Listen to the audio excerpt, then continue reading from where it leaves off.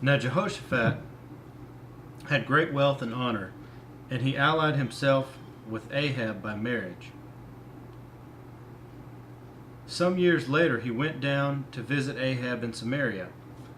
Ahab slaughtered many sheep and cattle for him, and the people with him, and urged him to attack Ramoth Gilead.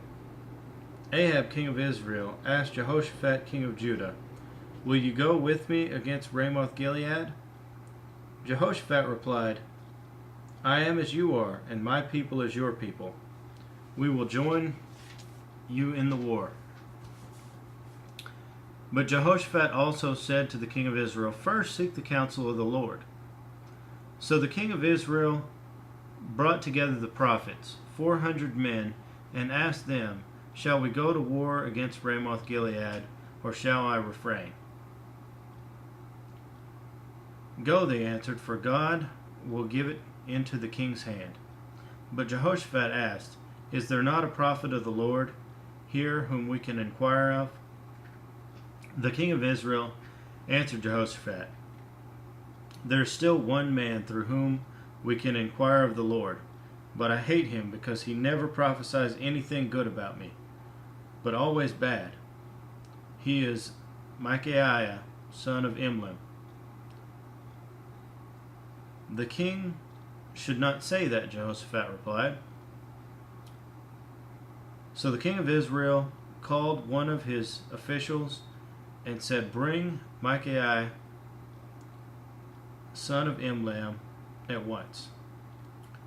Dressed in their royal robes, the king of Israel and Jehoshaphat, the king of Judah, were sitting on their thrones at the threshing floor by the entrance to the gate of Samaria, with all the prophets prophesying before them. Now Zedekiah, son of Kenana, had made iron horns, and he declared, "This is what the Lord says. With these you will gore the Arameans until they are destroyed." All the other prophets were prophesying the same thing. "Attack Ramoth Gilead and be victorious." They said, "For the Lord will give it into the king's hand." The messenger who had gone to summon Micaiah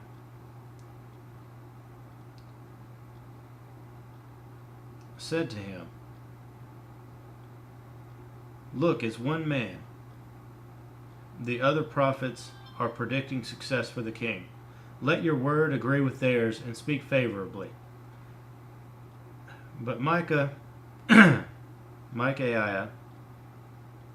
said, "As surely as the Lord lives, I can tell him only what my God says." When he arrived, the king asked him, "Micaiah, shall we go to war against Ramoth Gilead, or shall we refrain?" "Attack and be victorious," he answered, "for they will be given into your hand." The king said to him, "How many times must I make you swear to tell me nothing but the truth in the name of the Lord?" Then Micaiah answered, "I saw all Israel scattered on the hills like sheep without a shepherd, and the Lord said, 'These people have no master. Let each one go home in peace.'" The king of Israel said to Jehoshaphat, "Didn't I tell you that he never prophesies anything good about me, but only bad?" Micaiah continued, "Therefore hear the word of the Lord. I saw the Lord sitting on his throne, with all the host of heavens standing on his right and on his left.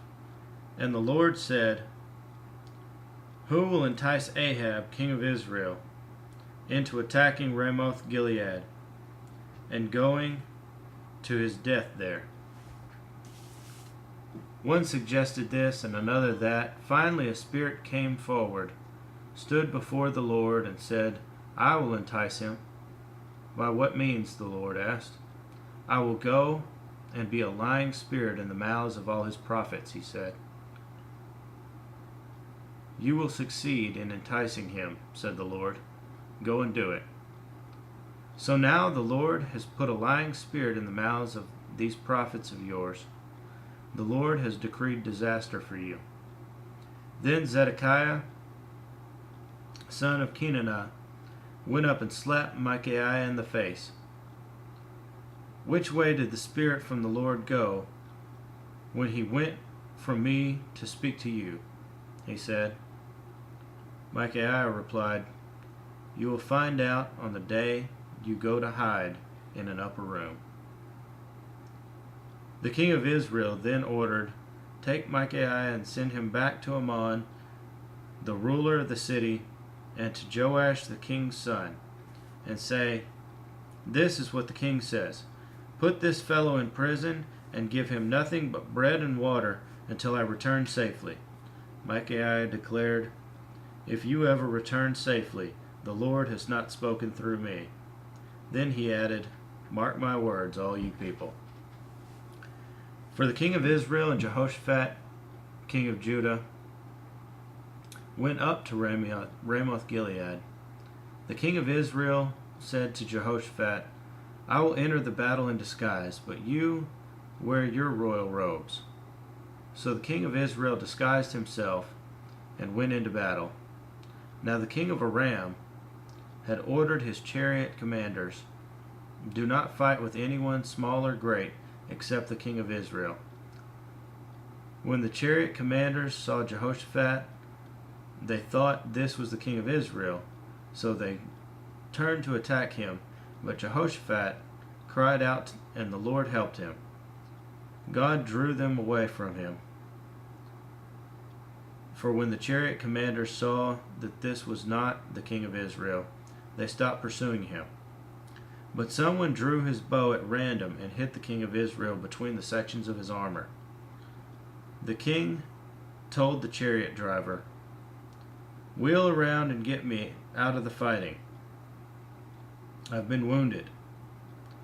All day long the battle raged, and the king of Israel propped himself up in his chariot facing the Arameans until evening. Then at sunset he died.